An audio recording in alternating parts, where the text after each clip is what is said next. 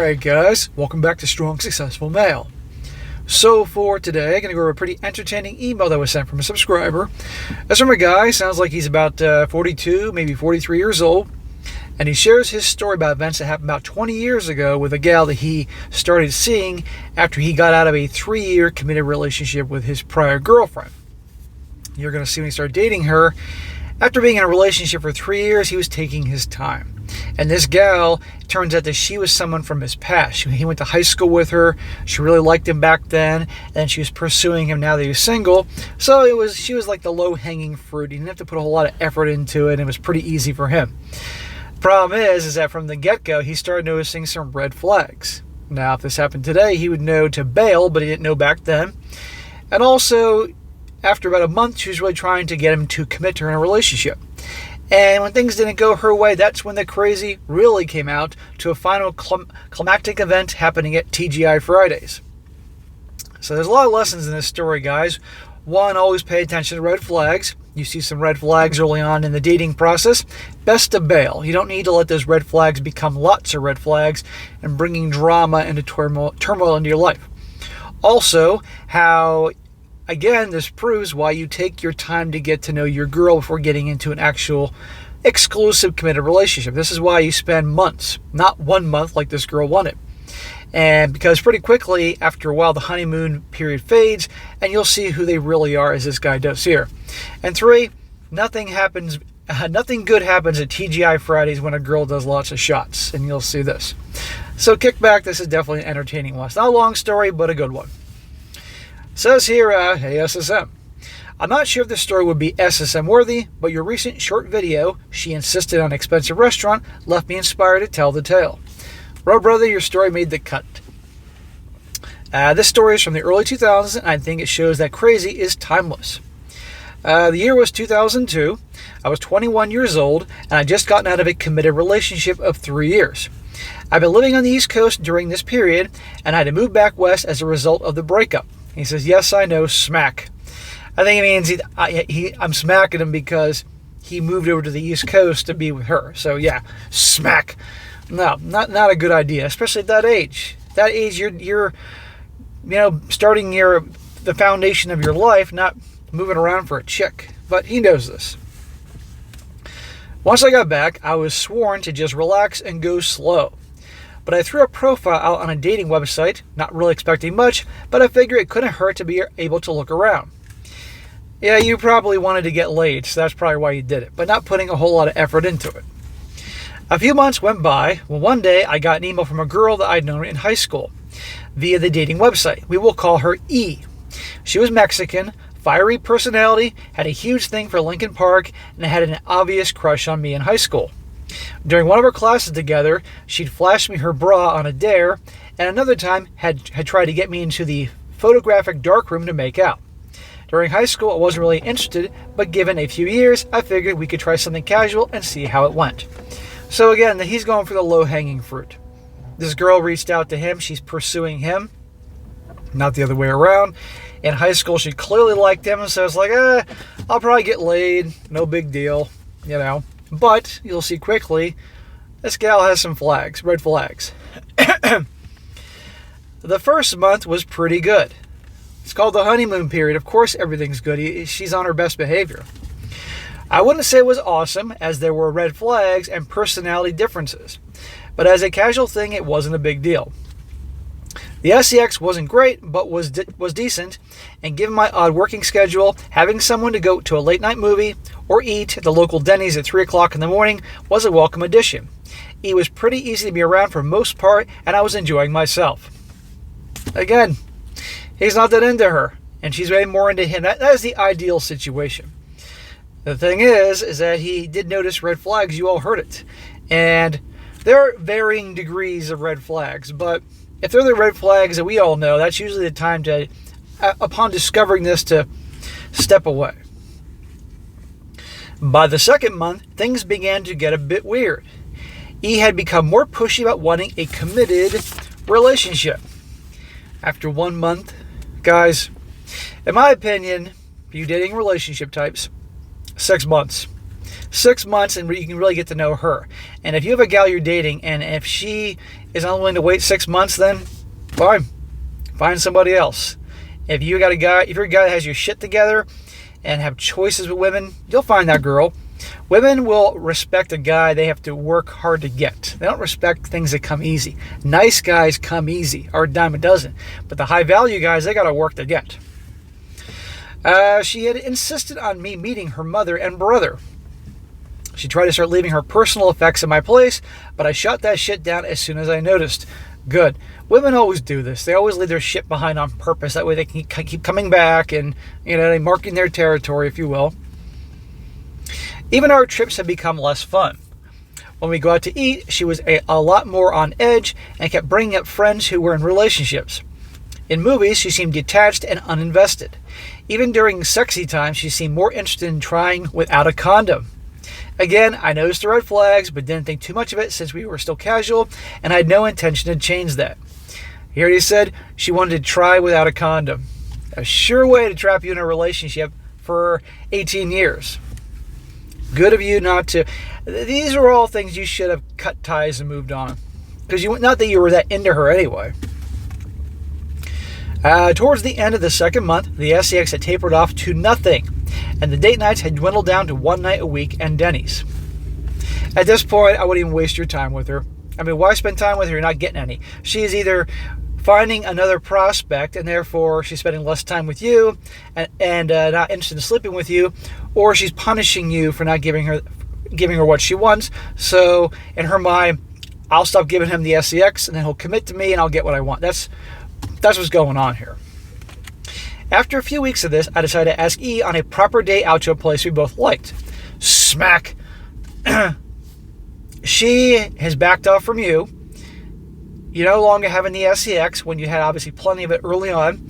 So why are you asking her out on a date rewarding? You're giving her what she wants. You're showing her she can pull this type of bullshit, and she gets what she wants. That's a mistake. But anyhow, he says, I take her to TGI Fridays. It was a cold, rainy evening, and there was a lot of traffic on the car ride over. It reminded me a lot of my time on the East Coast, and I said as much, explaining how the rain and the foggy car windows reminded me of nights out there drinking Dunkin' Donuts or driving around all night with friends. I did not expect her response. She says to him, well, if you like the East Coast so much, maybe you can go back there and go back to effing your ex. Okay, remember he said that she's fiery? Little miss attitude. I was taken aback. I finally responded, what the fuck? Like, seriously, what the fuck? What do you mean? She replied, well, I mean, if you miss us so much, you'd probably be happier there with her. You almost married her and won't even be committed to me. Now, guys, does this sound like a very fun date to you? They're on the way to TGI Fridays. He's looking forward to something on the fucking menu, and he's got this girl giving him an attitude. This is when, in my opinion, if it was me, I would have pulled over and told her to get out. Or at the very least, driven her back to her house and said, have a good night. And then I would go to TGI Fridays and sit at the bar and have a beer and have the appetizer that I would want or whatever food, because obviously he was dead set and going to TGI Fridays. I would not continue on the date with her behaving like this. And again, this is the girl that's obviously backed away from him and started really being a pain in the ass. Not wanting to inflame the situation further, and because we were close to the restaurant, I kept my mouth shut for the remainder of the car ride. Smack. So you're letting her get away with it. Again, you should have just dropped her off or taken her home. I was trying to salvage the night. If not for her, then at least for me, I love the bourbon shrimp from TGI Fridays after all. Well, again, you could have gone by yourself and had a beer at the bar and had that by yourself. Once we arrived and got seated, the real fun began. E removed her trench coat and was wearing an outfit that would have been more appropriate for a street corner than a public setting. A fishnet bodysuit with an almost sheer catsuit underneath. Yeah, she's really the type you bring home to mom and dad. Embarrassed but trying to salvage the night, I really wanted the bourbon strip, damn it. I pressed on and pretended to be cool with her appearance. The final straw came when the server came to the table to take our drink orders. E ordered a shot of tequila straight up. I didn't think anything of it until the third time she ordered said shot. By the time she had down the fifth shot, I had enough. 5 shots, and she's already has an attitude ahead of time. Can you imagine what she's going to be like once the alcohol really takes effect? Big major drama scene at the TGI Fridays. I excused myself to the restroom. I went out to the car and drove home. You left her there, huh? I don't blame you. I shouldn't take her there in the first place. So here we are. We're going to have her there, drunk on tequila, dressing up like in an outfit that you all can describe. You can all imagine, with a giant attitude, pissed off, and he ditched her there. He didn't mention if he paid the bill and left or not, or, snuck around the corner and gave the server the cash, or just left her to pay the bill. But let's just say she's probably pissed off. Excused myself to the restaurant. I excused myself to the restroom. I went out to my car and drove home. I pulled the cord out of my phone. I heated up a frozen pizza. I put on my DVD of Cowboy Bebop, and had a pretty damn good night, all things considered. This is when the crazy finally went off the rails. Well, we all love the crazy, so here we go. A few weeks had passed. It had been complete radio silence from her end until one day I got a voicemail on my answer machine saying that she urgently needed to talk to me. Dude, upon reading this, I'm thinking, no, do not call her back. Do not call her back. Do not call her back. But what would a story be without more drama? When I called her back, smack, what she said floored me. Her period was late, and she was certain she got pregnant during our date a few weeks prior. Where? In the bathroom of TGI Fridays? Maybe it was another dude. I laughed. I belly laughed, and he angrily asked me, "What is so effing funny?" I replied, "I have no idea how many shots you took, and I have no idea who plowed you, but it wasn't me because I left your ass there. I suggest you go find who you did FUCK. You'd probably be happier with them." She was so plastered and she has no idea. Or, let me backtrack. She does know, but you're the best source to take care of her and the baby. That's no doubt what's going on here. That was the last time I spoke with her. I dodged a bullet is an understatement. I guess the takeaway is this: even casual hookups can be a minefield. Keep strict boundaries is a must. And if they show red flags, it's probably best to cut ties. Yes, sir. Keep doing what you're doing, dude. Now more than ever, men need your guidance. That certainly is true. Well, anyway, bro, that's a funny story here, and I will certainly I'll certainly look at TGI Fridays different from now on. So there you go, guys. If your girlfriend's bitchy on the way to the freaking restaurant where you're going and has an attitude, it's best to cut ties on that date. I don't care how hot she is. But, again, red flags. They got red flags, it's just best to cut ties. All right? If you're a guy that has his shit together and dating and relationships is your thing, I'm sure you're not going to have a problem finding some other chick to replace her. You don't need to deal with that bullshit. And again, you saw, it was a good thing he didn't jump into a relationship with her. And it's certainly good he wore protection. You saw the tricks she was doing to try to rope him in. And I mean, it doesn't surprise me. And this is why I do these stories, because there's so much to learn from these real life situations and stories. There's a never-ending supply of entertaining stories out there. Because at the end of the day, men, we do what we do, women do what they do.